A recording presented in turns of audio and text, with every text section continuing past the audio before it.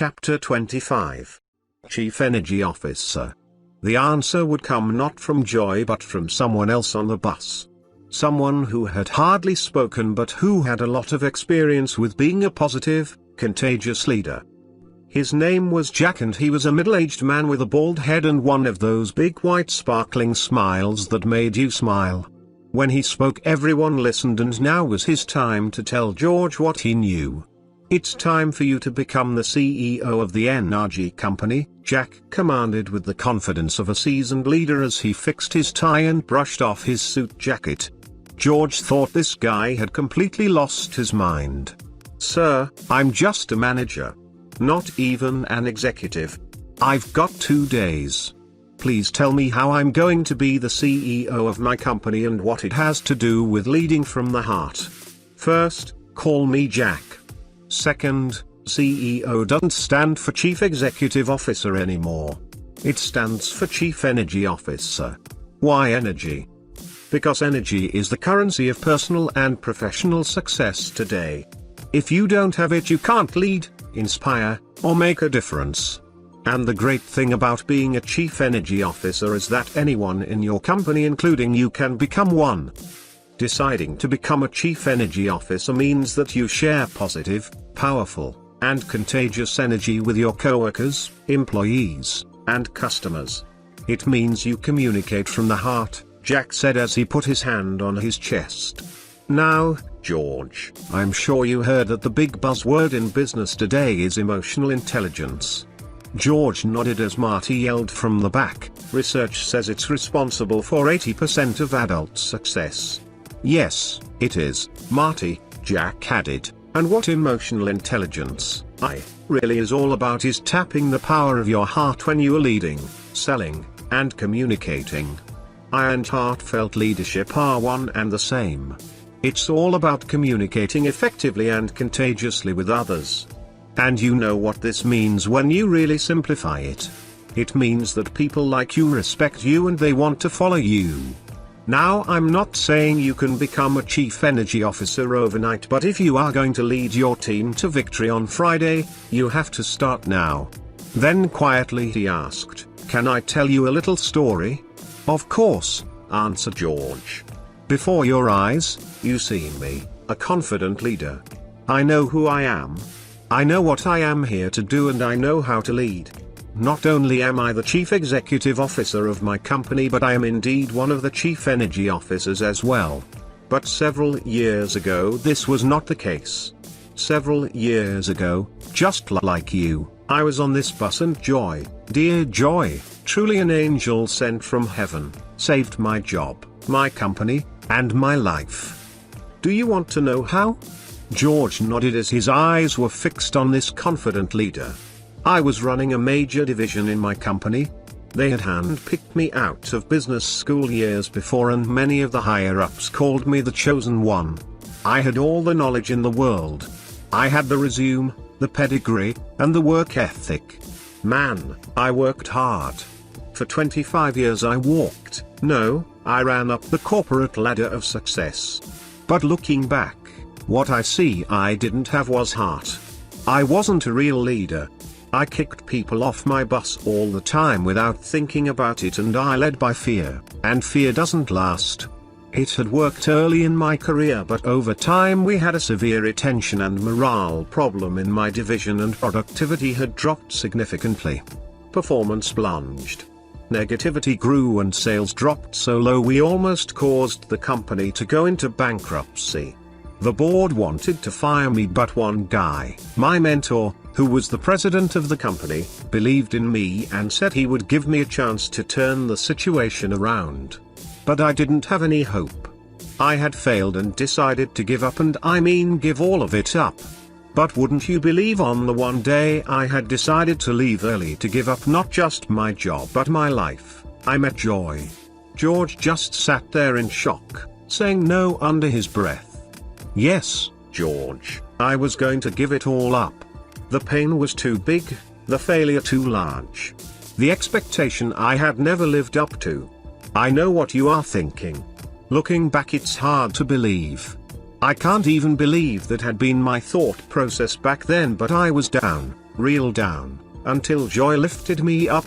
Her smile made my day. Her words energized me.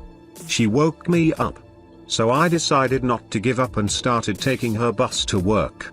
You know, I drive 20 extra minutes just to get to the bus stop on her route.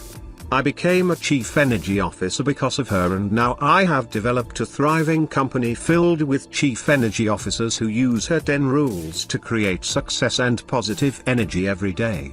She saved my life and job, so now I want to help you, George. That's how positive energy works. A life touches a life that touches a life. It spreads, one person at a time. And to help you spread positive energy to your team and the world, you need to know rule number 7, which answers your question about how to lead with heart. With happy tears in her eyes, Joy directed Danny to show George rule number 7. Here's what it said. Rule number 7. Enthusiasm attracts more passengers and energizes them during the ride. Joy wanted to speak, but she was still choked up. No matter how many times she had heard Jack tell that story, it still brought tears to her eyes. She remembered the day they had met. In fact, she remembered every meaningful conversation she had ever had on her bus. And as she looked at George, she saw another great opportunity to help change the life of someone who had so much to give but just needed to learn how to give it. She wanted him to succeed as much as he did, and knew he was in good company with a man who had not only learned her principles but who lived them and shared them every day at his company. Jack looked at the sign Danny held up and looked at George. Their eyes met, and Jack continued sharing his energy and knowledge with a guy who needed him more now than ever. Chief Energy Officers live and work with enthusiasm, George.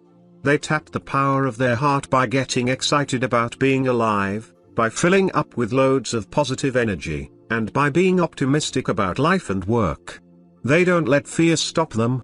No, they charge forward with positive and powerful energy and look at challenges like the one you are facing on Friday as an opportunity to learn, grow, and succeed. Marty yelled once again from the back of the bus. Enthusiasm comes from the Greek word entheos, which means inspired or filled with the divine. Indeed it does, Jack confirmed, and I'm here to tell you, George, that when you get excited and enthusiastic about your life and work, you bring this powerful divine energy to everything you do, and people notice. They can see it and feel it. When you're enthusiastic, people want to get on your bus. Your bus is energized and people say, "Hey, I want to get on that bus." Employees from different departments want to help you out. You get a reputation as someone people want to work for. Customers want to work with you. Salespeople come to you for advice because they're looking for that enthusiastic energy to increase their sales. When you live and work with enthusiasm, people are drawn to you like moths to a light. Walt Whitman said that we convince by our presence, and when you are enthusiastic, you project an energy that convinces people to get on and stay on your bus. It's powerful energy, George. Joy taught me this and it works. Jack was convincing, but he didn't need to convince George that it worked.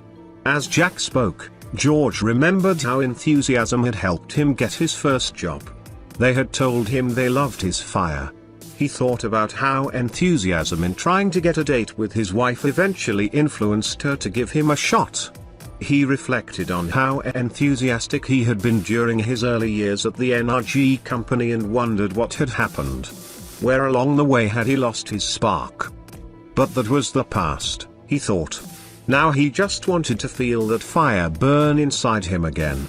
He wanted to be everything Jack was describing, and as he was listening, he was thinking about how to bring that energy to work today. Jack continued his teachings. Remember what Joy also said. When you feel good, others around you feel good. Well, when you are enthusiastic, you feel real good, and this makes the people around you feel real good. I once had one customer tell me that he had bought from my sales guy not necessarily because they loved our product, but because they loved his energy. They were excited because he was excited. They were excited about being on his bus. I don't care what product you are selling, what division or team you are leading, or what product launch you are presenting. People are always buying you and your energy. The simple truth is that when you are excited, people get excited about where your bus is going, and this makes them want to get on and stay on your bus. Joy had been quiet for some time, and although she admired how her protege had become a master of teaching her principles, she wanted to make sure George knew something that Jack hadn't mentioned, so she joined the conversation. But this doesn't mean you're all fake and annoying either, George. Enthusiasm doesn't mean you bounce off the walls all hyper and all. The kind of enthusiasm Jack and I talk about is real. You don't have to force it or push it. You just live it. You let your presence do the convincing. So just focus on getting excited and enthusiastic yourself and let your energy do the talking. Focus today on becoming the heart of your team. Realize that just as every cell in the body beats to the frequency of the heart, everyone around you will beat to your frequency and your energy. Just as the heart radiates energy to every cell, you must radiate positive energy and enthusiasm to every member of your team. Most of all, teach this to your team. Let them know they, too, can become a chief energy officer. Let them know that anyone can become the heart of their organization, because no matter where you are and what you do, when you live and work with enthusiasm, people around you will beat to your frequency. Is that why my team was in such disarray? George asked, looking at Joy and Jack. Because I was broadcasting a negative signal and negative energy on a daily basis? Well, honestly, yes, Jack answered. Negative people often tend to create negative cultures, whereas positive corporate cultures are created by positive people.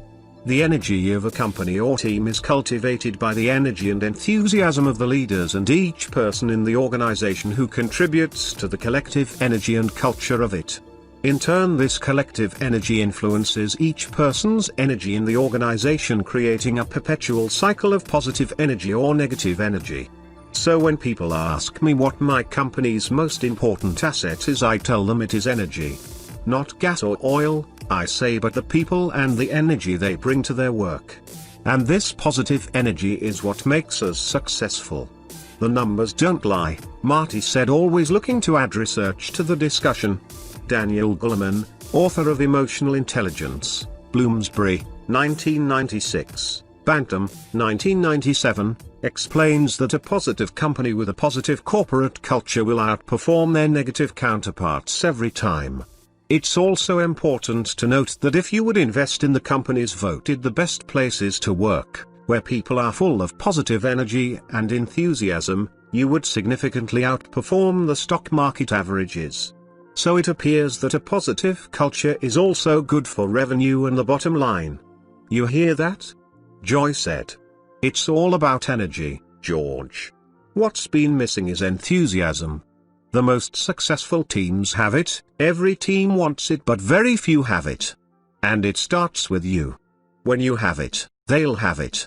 When you get energized, they'll get energized. So it's time to take your energy meter to the next level. Are you ready, George? Yes, I am. He was fired up and ready to take action. The bus was a few miles away from his office, but he felt like jumping off and running the rest of the way. Yet he knew that would only tire him out, and he needed all the energy he could muster right now. So he decided to stay on the bus and listen to what else Joy would have to say. This was a good thing, because the next rule he would learn would completely change everything.